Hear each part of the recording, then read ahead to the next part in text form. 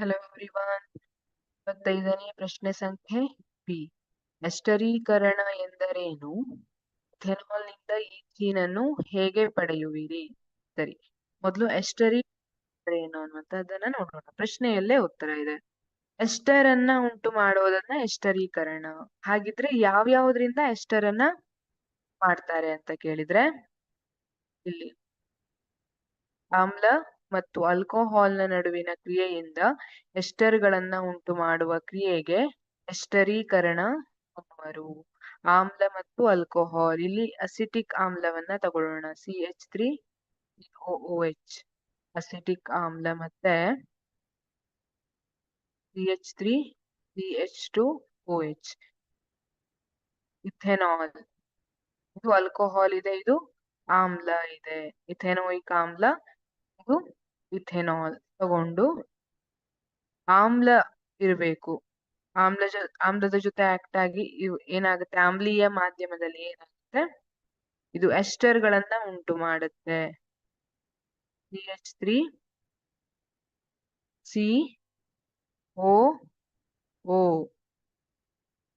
CH2CH3 ಮತ್ತು ನೀರನ್ನ ಉಂಟು ಮಾಡುತ್ತೆ. ಇದೇನಿದೆ, ಇದು ಎಸ್ಟರ್. ಇದನ್ನ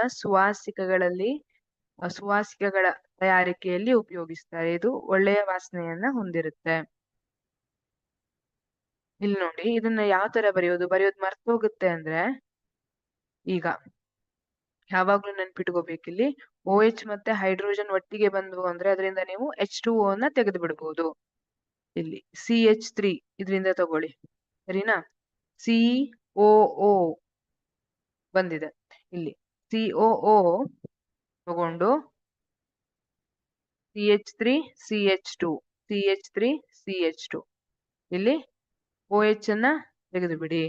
CH3COO ಇತ್ತಲ್ವಾ, CH3COO CH3CH2 ಅನ್ನ ಇದರಿಂದ ಅಟ್ಯಾಚ್ ಮಾಡ್ಬಿಟ್ಟಿದ್ರೆ ಆಯ್ತು. ಇಲ್ಲಿ H2O ಅನ್ನ ತೆಗೆದು ಬಿಡಿ, ಅವಾಗ ನಿಮ್ಗೆ ಈ ಕಂಪೌಂಡ್ ಸಿಕ್ಕಿರುತ್ತೆ. ಇದು ಎಸ್ಟರ್. ಎಥೆನಾಲ್ ನಿಂದ ಈಥೀನ್ ಅನ್ನು ಹೇಗೆ ಪಡೆಯುವಿರಿ? ಎಥೆನಾಲ್ ಅನ್ನು ಸಾರೀಕೃತ ಸಲ್ಫ್ಯೂರಿಕ್ ಆಮ್ಲದೊಂದಿಗೆ ಕಾಸಿದಾಗ ನಿರ್ಜಲೀಕರಣಗೊಂಡು ಈಥೀನ್ ಉತ್ಪತ್ತಿ ಆಗುತ್ತದೆ.